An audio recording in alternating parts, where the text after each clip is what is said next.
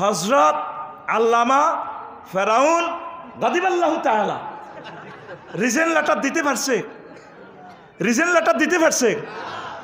তার রিজেন আরো 20 বছর আগে লই রেখছে। জিবরিল আমিন যখন সে তাহাজ্জুদ পড়ে, গুহার ভিতরে জিকির আজকার করে, নীল নদের যখন জোয়ার ভাটা বন্ধ হয়েছে, এলাকাতে আন্দোলন, আপনি কি খোদা না হুদা মিয়া? আমরা খাদ্য সংকটে আছি, নীল নদের পানি শুকাই গেছে, কেমনি কি করতাম? উনি আল্লাহর ইবাদত বন্দিগি করতেছে। আল্লাহ আমি না পাগল, তুমিও কি পাগলামি শুরু করছো নি? আল্লাহর লগে তার হট রিলেশন। আল্লাহকে কিটতাম তো সিস্টেম করি, খাদ্য সংকট দূর কর, ব্যাংক ব্যালেন্স তো সব দিছি সাইজ করি, মাল মারি দাও। আচ্ছা ঠিক আছে। জিবরিল আমিন ওই গুহাতে তারা তল্লাশি করে বের করলেন। দেখে সে আটকে উঠলো, কে তুমি, কে তুমি?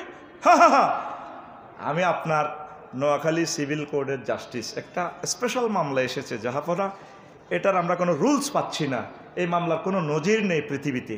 মামলাটা কি? কোনো গোলাম যদি তার মালিকের হুকুম অমান্য করে তার কি শাস্তি হওয়া উচিত? কেন? তাকে পানিতে ডুবে মারা উচিত। বস একটু লিখে সাইন মারি দেন। এমপি মন্ত্রী ইউনিয়ন চেয়ারম্যানদের পকেটে কিন্তু প্রিন্সিপালদের পকেটে কি থাকে? সিল থাকে। লিখে দি বস সিল দিয়ে দেন। তে চিন্তা করতেছি, কিরে এটা আমার কোন বিচারক? তারা তো আমি কোন বিসিএসে নিয়োগ দিছি আমার তো মনে পড়ে না, নাকি সে কোটাতে নিয়োগ পাইল। এই সেদিন থেকে সে ডরাইছে। ওই নীল নদে ডুবার সময় রিজেন তো দিয়ে আসতে পারে নাই। জিবরিল আমিন গটকি নিয়ে এসেছেন, আর ফেরাউন ঘোড়া। তো বেডার কত খাচ্ছ তেল বেড়ি গফিসে এখন গান পারে না, এরপরে সোনা বন্ধুর গান করে। ফেরাউন এই লোহিত সাগরে বিশাল ব্রিজ দেখে কয়, ওমা আমি তো এই সেতু বানাই নাই, 4 বার পয়সা খাইছি, 12,000 কোটি টাকা থেকে 90,000 কোটি টাকা বানাইছি, এটা তো ঘটনা কি হইল? ঘোড়াকে ব্রেক দিতেছে, মনু থাম। ঘোড়া জিবরিল আমিনের গটকির একটু গ্রান নিতেছে, সেন্টটা কেমন, ব্রেক মানে না, ফত করে। এই লোহিত সাগরের মিডলে আল্লাহ জাল্লা শাহানু ফানিকে ফোন করছেন 999, ফানি জি আল্লাহ রেডি আছে। ফাইজলামিল্লা রাজদে, এটা তো আমার দোস্তের জন্য পথ করেছি, তুই এখানে পথ হলি যে ওর জন্য। আল্লাহ কি করতাম, আগের মতো হয়ে যাও। 2 দিক থেকে পানি এসে ফেরাউনকে ডুবাই দিচ্ছে। ফেরাউন জিবরিল আমিন আবার বলল, বস কেমন আছেন? কে কে তুমি? এই কি সে তুমি? জি আমি সে, আই এম জিবরিল আমিন। কথা আমাকে একটু বাঁচাও। বাঁচামো আগে এটা পড়েন, রায়টা কি লিখছেন পড়েন। এ নিষিদ্ধের রায়, আপনি কারে কারে নিষিদ্ধ করেন? নিষিদ্ধ আপনি হবেন, কিয়ামত পর্যন্ত কোরআন নিষিদ্ধ হবে না।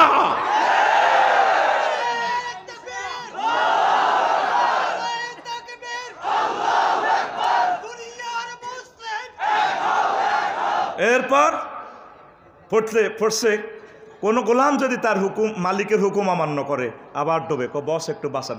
ফরে বাঁচামু, আগে পড়েন। আবার ডোবে, আবার ওঠে।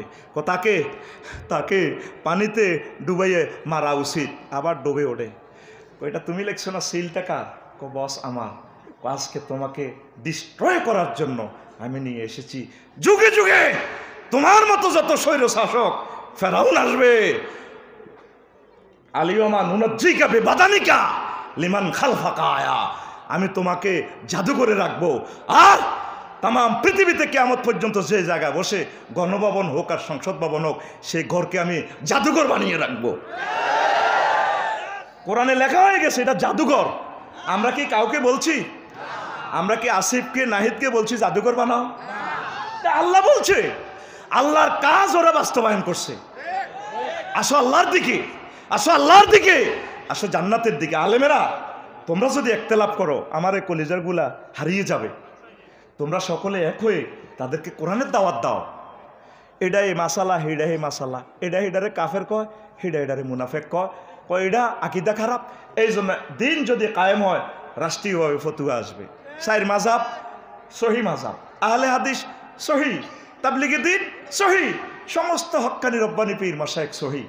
শুধুমাত্র মাজার ফুজারিদের সাথে আমাদের একতেলাপ। এরা মুশরিকদের নতুন সংস্করণ।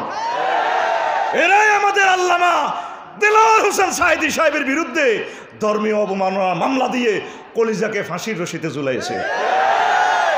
ওদের সাথে কিয়ামত পর্যন্ত আমাদের কোনো আপোষ।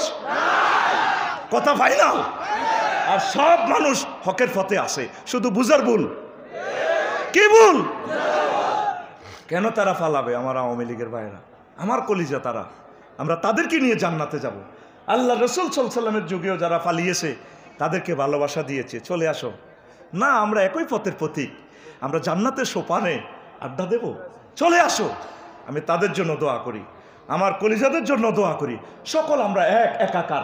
কাজটা করবে কে? ওলামায়ে হক্কানি রব্বানি।